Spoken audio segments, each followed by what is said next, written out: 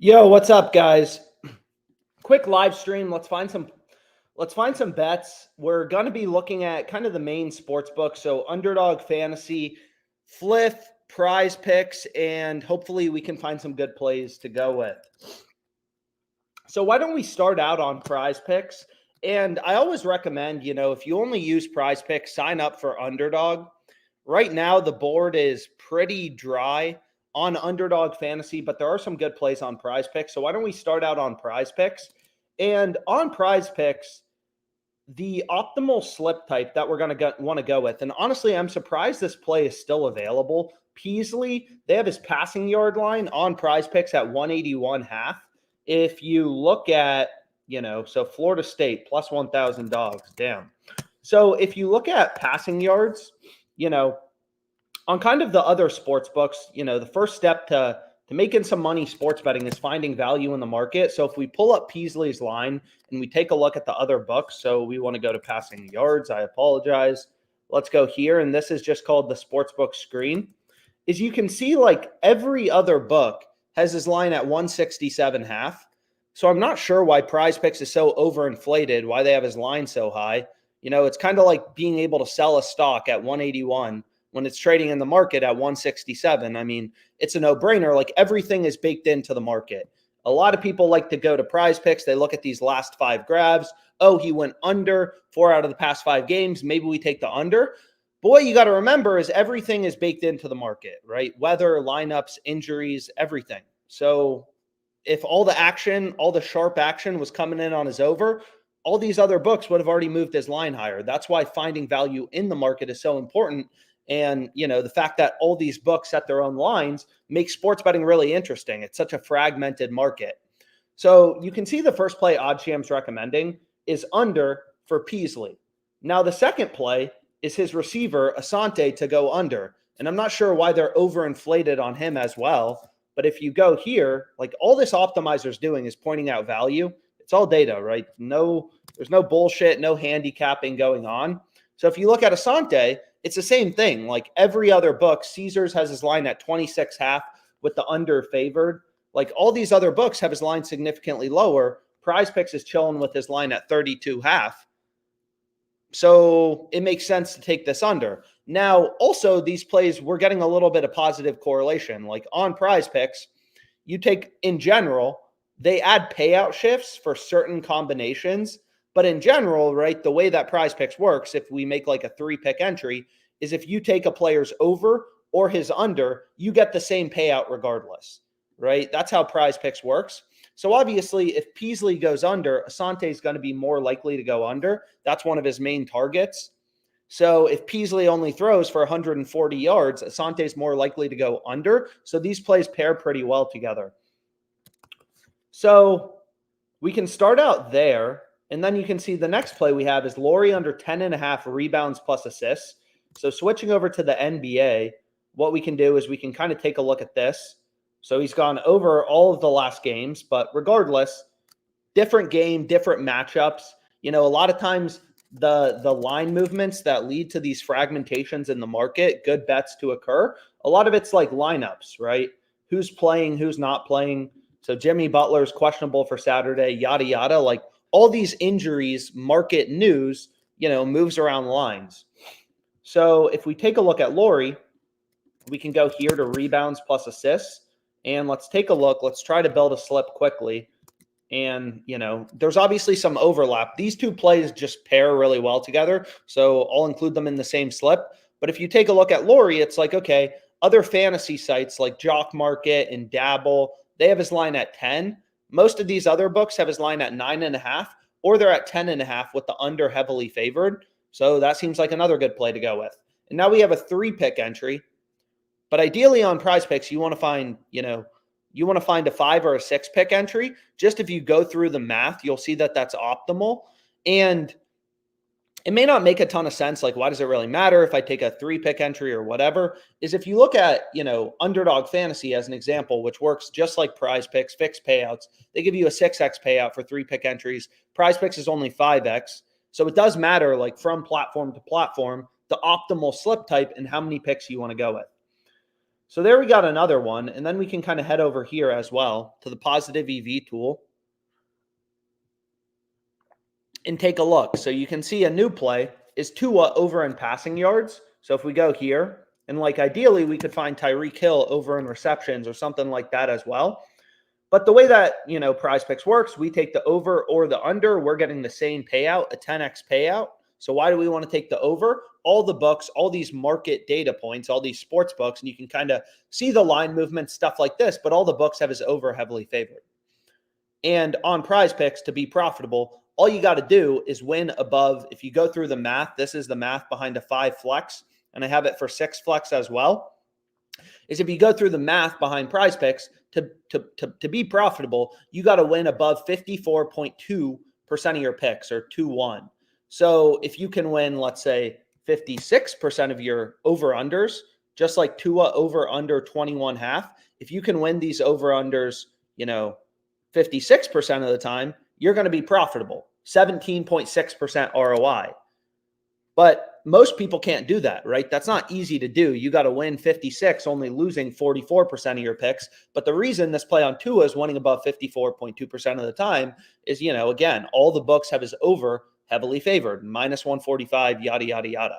So we just want to find plays on PrizePicks with the highest possible win rate because they're always giving us the same payout. So same thing for Pickens. I mean, I already included this in a previous slip, but whatever. I can go ahead and include it again. So we have Pickens over 3.5 receptions. Now what you're going to notice is they're going to add this payout shift because these plays are positively correlated, Peasley and Asante. They're going to say, no. Usually a 5 flex on PrizePicks, you get a 10x payout if you go 5 for 5. PrizePicks is saying, whoa, because you're positively correlated here, we're going to reduce your payout. But what's interesting is if you make a 6 flex, the payout shift goes away. So this is a regular 6 flex payout. So they add the payout shift for 5 flexes, but not for 6 flex. So I want to find a 6 pick to go with because they don't add the payout shift. So what we can do is we can be like, okay, what other value is kind of available? And you can see the final play would be Herbert over 26.5 rushing yards. So we can go ahead and we can add this in. And there's no NFL correlation here. Sometimes you can find a few pairs that are positively correlated, but in general, these two plays are very good to pair together and there's no payout shift. So I got some positive correlation. I have a bunch of picks winning above 54.2% of the time. Plus I have positive correlation on my 2 college football picks. So it's like, okay, this is great. Let's hit it for $500. And you'll see PrizePicks has, they recently, probably earlier in the football season, limited me to $25 a bet slip, which is bullshit. So I'm not able to bet it for much, but you kind of get the point. That's my PrizePick strategy. I mean, earlier in the year, I was able to hit things for $500, but they reduced that. So this play is looking halfway decent if Justin Fields can just have a couple good games. But anyways, what we can do next is we can go to Underdog. Not much value on Underdog. Head over to ParlayPlay. All these books have sign-up bonuses. ParlayPlay actually has the exact same payouts as PrizePicks, 25, 2.4. So for a 6-pick flex play, they're giving you the exact same, this exact same payout, 25, 2.4. And the benefit, again, of having multiple books is sometimes there's really good bets on, ParlayPlay that aren't available on PrizePicks. So if we take a look at ParlayPlay, and then we can also look at Fliff. And I can put in FanDuel, Caesars, DraftKings as well. I mean, on these live streams, I try to focus on, Fliff because it's legal in basically every state, whereas, Caesars Sportsbook, I think they're only in 12 states.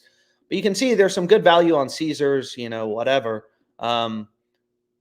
CJ beat hard over 225 passing, like all these other books. No other books giving you plus money. Caesars giving you plus 112. So sometimes the value's in kind of random markets, but, that's kind of the first step to being profitable. So what we can do is we can remove these for a sec. And let's check out, damn. So you can just see on ParlayPlay, it's like, whoa, what is going on here? And it's not the most popular book, but it is a book that has a fair amount of value. It's like Derrick Henry under 59.5 rushing yards. What's nice about ParlayPlay is they kind of let you create your own Taco Tuesday if you want to.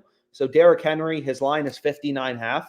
If we wanted, we could bump him. You can only do this once per day, but you could bump his line to 61 and take the under. So you get a couple more yards of value.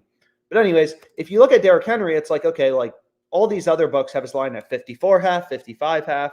Pinnacle, Penny, which is known to be a sharp book, they have his line at 55.5 and they have the under favored. So, we're getting like 4 yards of value. And this stuff may not seem like a big deal, but you can quantify it. So, like if we go to a player's rushing yards, for example, if we just want to look at the game for tonight and we go over to rushing props. So where is it?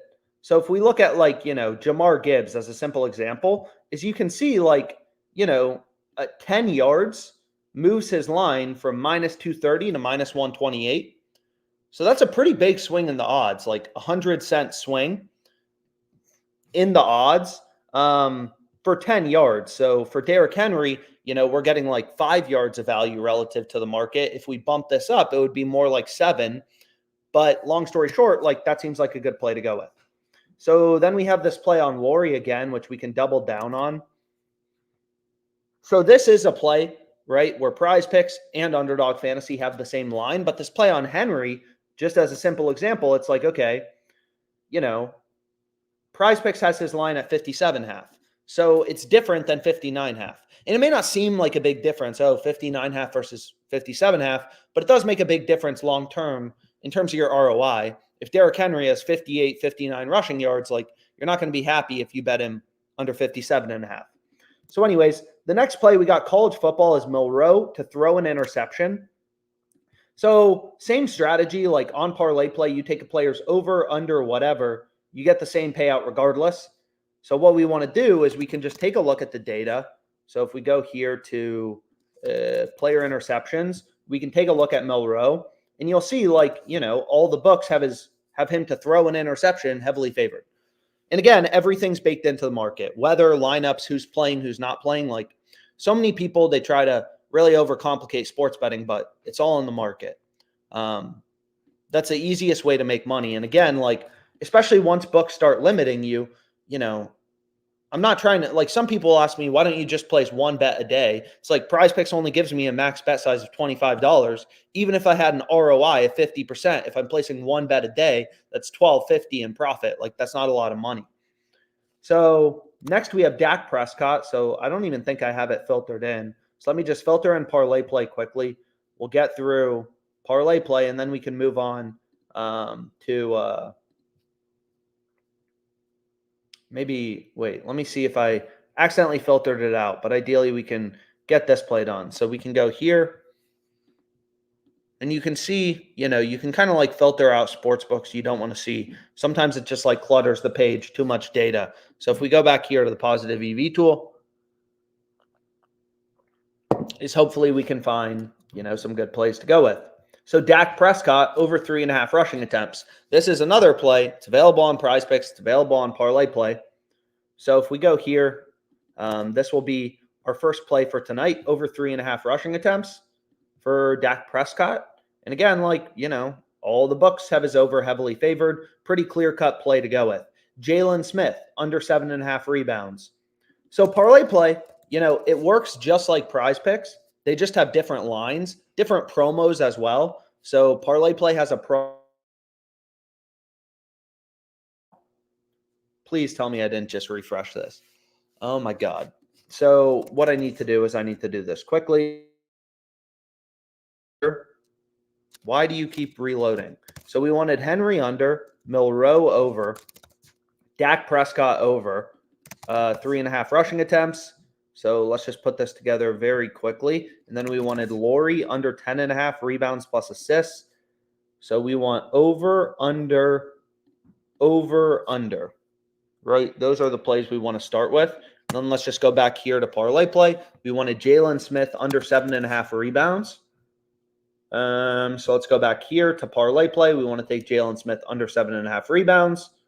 And what else do we have available? Jamar Gibbs, under 10 rushing attempts. I mean, some college basketball plays.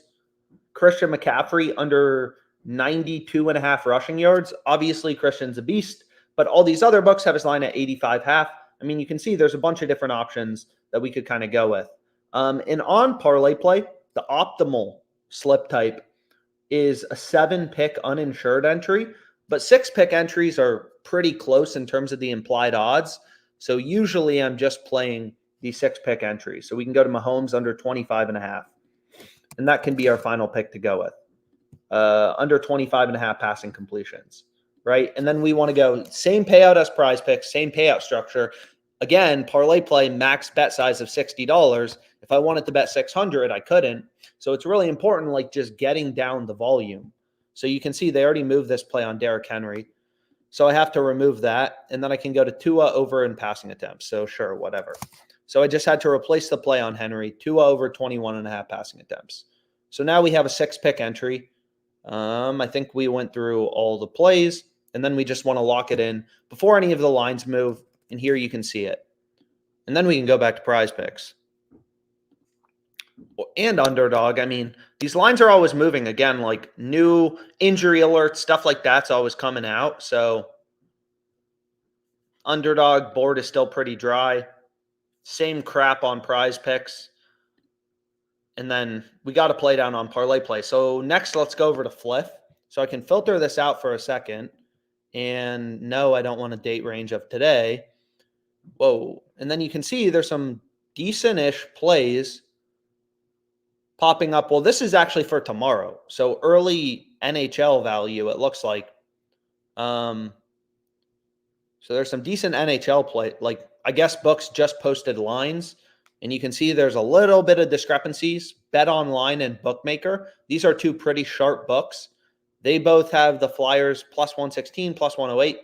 Fliff has this line at plus 130. So it's like, okay, like, you know, I don't really care if a game's tomorrow. If there's value, there's value. And then we can pair it with, in the Lions game, so this is for tonight, we can pair it with Tolbert under 1.5 receptions. So let's go here. And again, like we want to put more weight into Bet Online and Bookmaker's odds. They're known to be the sharper books, right? Bookmaker especially. So if we go here, what we can do is we can go to player receptions. And then we want to take Tolbert. Where is he? Under 1.5 receptions. So you can play these as straight bets. You know, you can play them as parlays. Like, I guess we can play them as straight bets. It doesn't really matter. If a play is profitable, you know, we have some videos on the OddsJam YouTube about kind of the math behind parlay, stuff like that. But if a play is profitable, you can include it in a parlay, whatever. And you can see this is also arbitrage with Bookmaker. So if we go here, and I'm not sure if I have all the sports books selected, but arbitrage, so this play on the Flyers definitely seems like a good play to go with on Fliff. Early value for tomorrow. Why bet it now? Again, the reason to bet it now is the line may move, right? Fliff may move that line to plus 110, whatever. So we should lock it in while we can. So essentially, like if we go to this Flyers game, like you can see, like if you wanted to, the market is crossed. The Flyers are plus 130 on Fliff. The Flames are minus 128 on Bookmaker. So if you use Fliff and Bookmaker, you could bet the Flyers on Fliff, the Flames on Bookmaker, and make a risk-free profit of $2.19 because Fliff has a max bet size of $250. That's the maximum bet size, you know, you're allowed to bet. And obviously these Fliff coins, they're useless. They don't mean anything. Fliff cash is real money, so that's what you want to be looking at. But essentially, when arbitrage exists, like here we have arbitrage. We could bet the Flyers on one book, Fliff, the Flames on another book, and guarantee a risk-free profit of $2.19. So whenever arbitrage exists, it also means one of these bets has to be profitable. We could bet the Flyers on Fliff, the Flames on Bookmaker, and make a risk-free profit. So like by definition, we know one of these bets has to be profitable. Same thing here, right? Like there's not other data points, so it's not clear like, yo, is DraftKings or is FanDuel the side here? But another early NHL arb is it's like, okay, one of these bets has to be profitable. The over 6 at minus 104 or the under 6 at plus 105. And again, like if you wanted to, if you use, you know, for example, if you use Bovada and you use Pinnacle, what you could do is you could just arb this, right? Bet the over Bet Rice to score a touchdown on Bovada at plus 150. Hit him to not score a touchdown at minus 141 using the arbitrage calculator. Make a risk-free profit of 934. You could do that. But anyways, so let's go back here. Let's see if there's any other plays on Fliff available. So we already locked in some. I mean, these kind of get into the lower profit margins. We could play them. We could not play them. Whatever. So let's see if there's any other value on PrizePicks because there wasn't on Underdog Fantasy. So if we go back to PrizePicks, I mean, it's kind of the same crap. I mean, another good play, again, PrizePicks has had a lot of these college football lines just very overinflated. But if we go to player passing yards, you look at Moreau, like PrizePicks has this line at, I mean, right? Like, I get it, Alabama, good at football, but I have no idea why they have his line so high at 208.5 when the rest of the market has him 198.5. 10 yards of value makes a big difference. And again, you can quantify all that. Like if you go to passing yards, just as an example, obviously these players' passing yards are higher. So if we find a player with a bit lower of a passing line, maybe, whoever plays for the Patriots probably. So you can see Bailey Zappi's line is 198.5. So you can see like 10 yards or 25 yards. So this is 25 yards, but it moves the odds pretty significantly. So we're only getting 10 yards from Milroe, but still it would probably be like a 60-cent jump in the odds. So this stuff's really impactful, long term. Because you have to remember, like, Milroe, so you can see they just bumped him down. So they're starting to bump down, some of this Peasley and Asante. I'm not sure why these plays have been available for this entire morning, but they're starting to move some of them. So that's another benefit of, whenever you see value, lock in that play right away because you don't know how long it's going to be there before the book moves the line. Anyways, so we can go here too. We can check out FanDuel, Caesars DraftKings. I mean, a lot of times, sometimes it's like these random markets that have the best value. Rams, Giants. I mean, a lot of times it's like, what are books not focused on? Over 7.5 first quarter total points, plus 112 on FanDuel. All these other books have this minus 105. I mean, that's a great play to go with on FanDuel. And usually FanDuel is pretty dialed in for, the main markets, NFL money lines, stuff like that, spreads. You'll rarely find value, but in these derivative markets, these more niche markets, a lot of times that's where the edge is. That's where the money to be made is. Just like, there's not much value on Underdog right now, but ParlayPlay, which is a less popular book, a little bit less, well-known, there's a shit ton of value right now. So we could place bets on, ParlayPlay all day long. There's also some solid value on you can see on Better, which is another new fantasy site. I mean, there's so many of these new fantasy sites. So Dak Prescott over 3.5 rushing attempts. I mean, that seems like another decent play to go with, but we already, we could. I mean, what we could do is we could go here and we could be like, okay, we can take Moreau, we can take Dak Prescott. I mean, we could make another quick PrizePicks slip. The only problem with PrizePicks, or what's annoying about PrizePicks, is again, we want to make a 6-pick entry or a 5-pick entry. It's just if you're trying to add correlated outcomes, they had the payout shift for 5-pick entries, but they don't for 6-pick entries. So if you wanted to, I mean, it looks like there's a little bit of value on PrizePicks, or you could use some of the previous picks and replace one of them with Dak over 3.5 rushing attempts. But we already got it on ParlayPlay, so whatever. So we can go back here, and then we can see what else is available. So you can see a fair amount of good value on FanDuel. I mean, some random soccer bets, like obviously this game is 2 weeks away, but there's always some solid college basketball bets on FanDuel, stuff like that. DraftKings, it's pretty dry right now. Usually I recommend like setting your max percentage. So percentage just means profit margin, edge, however you want to think about it, to like 1%. And you can kind of see like, okay, like honestly, most of the good bets are on FanDuel, but some of these are random soccer games like a week away. So we probably don't want to bet on games, a week away. So what we can do is we could filter for like, okay, let's look at FanDuel from today to the 1st, which is when we have the bowl games. Nope. I want to look from the 30th to the 1st. And then you can kind of zone in on like, okay, like here's the bets that are actually, kind of recent. And if there's a lot of good plays, usually what I do is I just say, okay, maybe I'll set my minimum percentage to like 2%, right? What are the plays? And like this play, for example, would be a great play to lock in. Pinnacle, sharpest book, has this line at -102.